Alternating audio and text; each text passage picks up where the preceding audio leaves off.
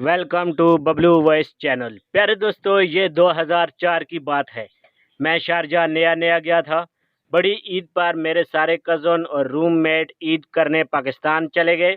मैं और बाबा ताजर फ़कत दो फर्द ही फ्लैट पर थे। बाबा ताजर ने सारी ज़िंदगी बाहर गुजार दी। वो शराब का रसिया था। उसकी शराब नोशी की वजह से मुझे बड़ी अजियत होती। फ्लैट छोड़ नहीं सकता था, वजह 6 माह का किराया एडवांस में दे चुका था। हालात भी साजगार न थे कि दूसरी जगह शिफ्ट हो जाऊं। बाबा ताजर चांद रात को फजर तक पीता रहा। मैं फजर के वक्त उठ गया और वो सो गया।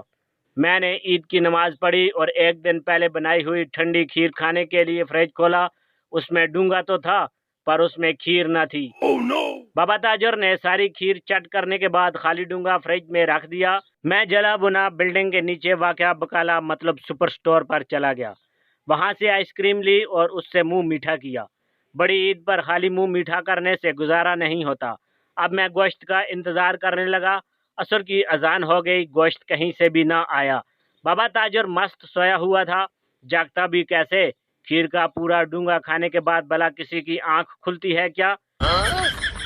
मैं दोबारा से बकाला पर गया और फ्रीजर से मुर्गी निकाली और उसे वाश बेसन के अंदर पानी में रख दिया। मगरिब तक वो मुर्गी नरम हुई, तब तक मैंने मसाला तैयार कर लिया था।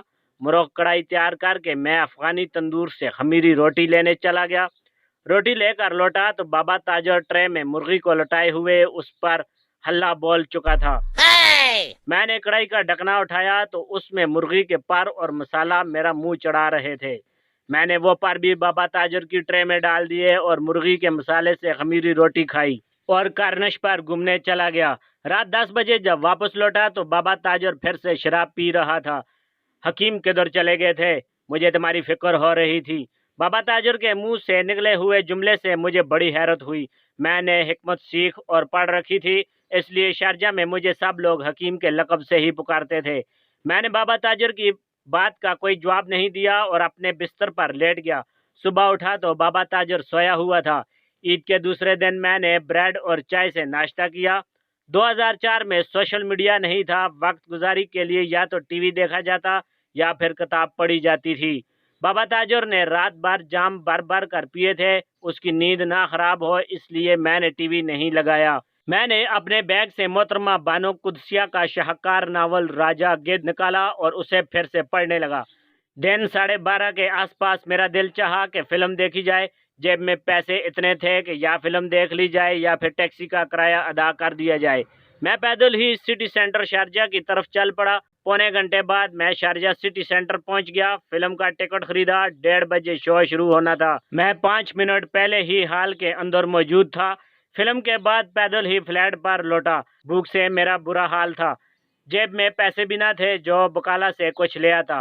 बाबा ताजर बेदार हो गया। उसने अभी पीना शुरू नहीं की थी। उसने मेरे चेहरे का जायजा लिया, फिर बोला, हकीम परेशान लग रहे हो? भूख ही तो सबसे बड़ी परेशानी है, मैंने चढ़ते हुए जवाब दिया। बाबा ताजर जूमते हुए अपने बेड से उठा और फ्लैट से चला गया। बेवड़ा साला, मैंने मन ही मन में कहा।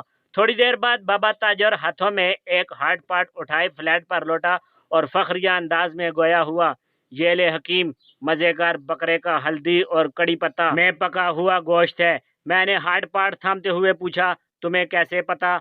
लाते लाते 2-4 बोटियां मैंने भी चखी हैं, बाबा ताजर ने जवाब दिया। मैं खमीरी रोटियां ले आऊं? मेरे मुंह से निकला ही था, फौरन ही मैंने अपना इरादा बदल दिया।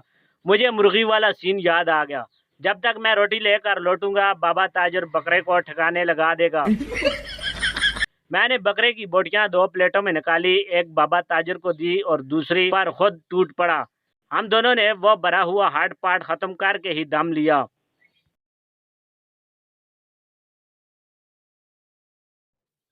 बाबा ताजर बोला, मेरे खाते से 1.5 लीटर 7 अप लाओ। मैं 7 अप लेने की गर्ज से नीचे गया। बिल्डिंग के नीचे एक हजूम इकट्ठा था। मैंने वजह पूछी तो मूसा मलवारी ने मुझे बताया, हकीम भाई, मैंने अपनी फैमिली के साथ पिकनिक पर जाने का प्रोग्राम बनाया था। गोश्त का हार्ड पार्ट मैं कार की डिग्गी में रख के ऊपर दूसरा सामान लेने गया। वापस आया तो गायब था। पता नहीं कौन हरामी उठाकर ले गया है। खुदा करे उन हरामियों को वो गोश्त हजम ही ना हो। मुझे उसी वक्त डकार आई और मैं बकाला की तरफ चला गया। اپنی ہی بنائی ہوئی پھکی کے ساتھ 7 اپ پی، تب جا کر وہ گوشت ہضم ہوا۔